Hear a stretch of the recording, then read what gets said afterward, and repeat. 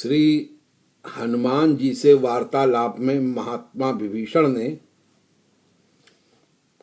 32 दांतों के बद्ध फंसी जीभ से अपनी तुलना की तथा श्री राम के समर्थन सहयोग के साथ श्री राम की कृपा प्राप्त करने की इच्छा भी श्री हनुमान जी से प्रकट श्री विभीषण जी ने की। श्री हनुमान जी ने सीता के गुप्त स्थान की जानकारी चाही, श्री विभीषण ने दी तथा रास्ता बताया जिससे हनुमान जी अशोक वाटिका के पास पहुंच सके। प्रातःकाल अब होने वाला था। एक अशोक वृक्ष के नीचे एक स्त्री एक वेणी में जमीन पर बैठी थी। तेज मुखमंडल पर था, कमल सा कोमल तन में दृढ़ता से भरा मन साफ दिख रहा था। श्री हनुमान लघु वानर रूप में उसी पेड़ की शाखा में बैठ सीता को निहारने, समझने और परखने लगे।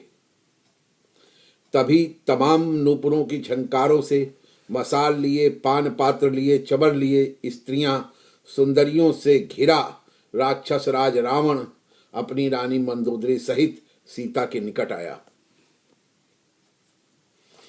उसे देख सीता अपने पैरों को समेट सावधान बैठ गई। रावण ने सीता को पटरानी बनाने का प्रलोभन दिया। नहीं मानने पर जान से मार खा जाने का डर दिखाया, पर सीता एक तिनका सामने रख तिनका सा तुच्छ रावण को समझ बोली, तू शियार है मेरे पति सिंह, तू डरपोक कायर चोर अधर्मी है।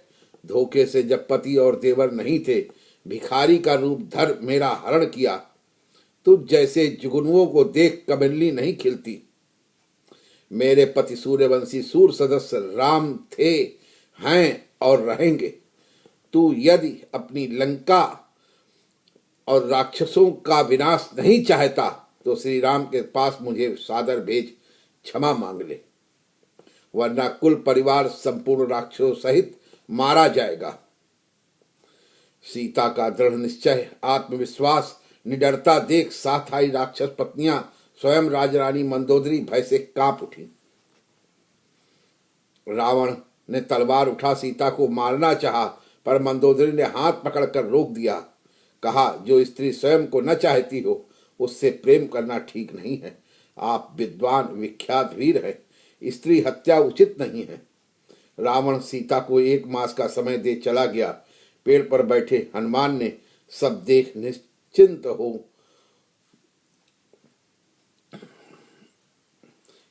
हो गए कि यही सीता है। श्रीमान हनुमान पेड़ में बैठे ही बैठे श्री राम कथा, राम के गुणों का, रूप माधुरी का वर्णन सरस स्वर में करने लगे। सीता ने बहुत दिनों में श्री राम का नाम सुना। अमृत सा घुल गया उनके कानों में। वह चारों तरफ देखने लगी और कहा कि श्री राम चरित्र का मधुर गान करने वाले सामने क्यों नहीं आते। श्री हनुमान ने श्री राम की दी हुई अंगूठी सीता के आगे डाल दी। सीता ने उसे तुरंत पहचान लिया और उत्सुकता से ऊपर देखने लगी। श्री हनुमान सन्मुख आए। सीता के संशय दूर कर विनीत भाव से रामदूत कहकर, माता कहकर अपना हनुमान नाम बता परिचय दिया। बाली का वध कर सुग्रीव को बानरों का राजा बना, आपकी खोज में भेजे बानरों में मैं एक हूं, आपको देख धन्य हो गया हूं। आपके वियोग में श्री राम दुखी हैं और अब आपका पता लग गया है। माता शीघ्र ही श्री राम रावण को मारकर आपको यहां से मुक्त करा लेंगे। छोटा बानर रूप और विशाल शरीर वाले दुर्जय लंका के राक्षसों पर विजय की बात शायद सीता को न समझ में आई हो। यह समझ पवन पुत्र श्री हनुमान पर्वताकार हो विशाल रूप दिखाया। अब सीता को कुछ विश्वास हुआ। सीता को श्री हनुमान ने इंद्रपुत्र काग रूपधारी जयंत की कथा, जो श्री राम सीता को ही ज्ञात थी, बताई। अब सीता समझ गई कि मुद्रिका लाने वाला है वानर वास्तव में रामदूत है। सीता ने क्रूर रावण की मानसिकता कामुकता, जिद्दी स्वभाव और नहीं सुधरने वाली मन स्थिति को बता रावण के वध को अनिवार्य बताया। रावण विद्वान है, तमाम अलौकिक शक्तियां तथा वरदान जनित शक्तियां भी हैं, साथ ही घोर अहंकारी है, किसी की सलाह मानता नहीं है। मेरी मुक्ति बिना रावण को मारे नहीं होगी। 1 मास का समय रावण ने दिया है, उसके पूर्व भी उसे मार प्रभु मुझे मुक्त कर ले। श्री हनुमान ने सीता को आश्वासन दिया कि प्रभु को आप यहाँ हैं ज्ञात होते ही विलंब नहीं होगा। श्री राम लक्ष्मण वानर सैन्य सहित आएंगे और आप मुक्त होंगी। माता अब हमें आज्ञा दें तो मैं फल खा लूं, प्यास बुझा लूं। सीता से सहमति प्राप्त कर श्री हनुमान फल खाने तथा पेड़ तोड़ने लगे। देखते देखते तमाम पेड़ तोड़ डाले। एक सैकड़ों खंभों वाला चैत्य था। एक खंभा उखाड़ उसे घुमा, सब खंभे तोड़ उस सुंदर वाटिका के मध्य बने आश्रय को, जो स्वर्ग स्वर्ण जटित था, बर्बाद कर डाला, तोड़ डाला। राक्षसियां डर गईं। राक्षस रक्षक दौड़ पड़े। श्री हनुमान ने कुछ को पटक कर मार डाला, कुछ को कुचल दिया, कुछ पर खंभे से पेड़ से प्रहार कर अत्यंत घायल कर दिया। वह अपने सरदार को बुला लाए, उसे एक चट्टान पर बड़े जोर से उठाकर पटक दिया। वह मर गया। अब रक्षक रावण की सभा में गए। अक्ष कुमार रावण का नवयुवक पुत्र आया। उसे आकाश गमन विद्या ज्ञात थी। उसे आकाश में ही पैर पकड़ घुमाकर नगर के मध्य चौराहे पर पटक दिया। बड़ी दर्दनाक मौत हुई। सब तरफ जय श्री राम के घोष के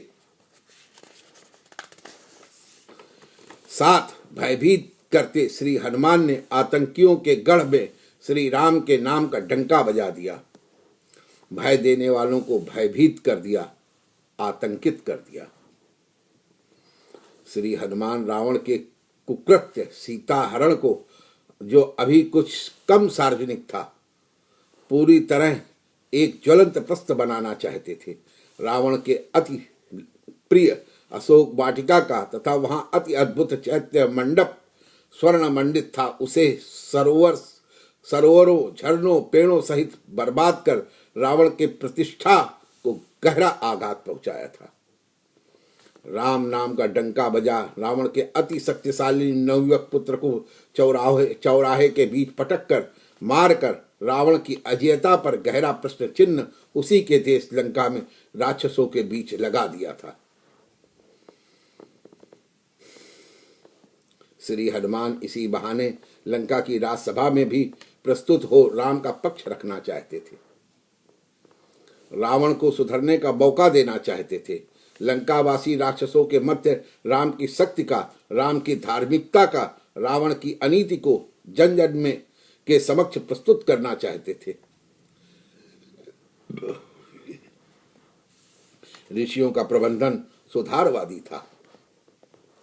किसी एक की मनमानी पर ऋषि प्रबंधन नहीं चलता था, बल्कि तमाम ऋषियों के अनुभव, सद्विचारों तथा प्रेम, दया, करुणा, अहिंसा आदि मूलभूत सिद्धांतों पर आधारित था।